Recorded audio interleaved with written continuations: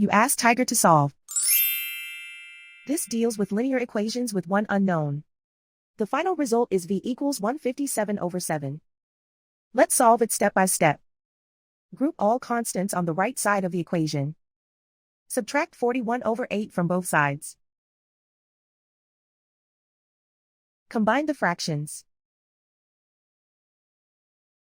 Combine the numerators. Reduce the zero numerator. Simplify the arithmetic. Combine the fractions. Combine the numerators. Find the greatest common factor of the numerator and denominator. Factor out and cancel the greatest common factor. Isolate the v.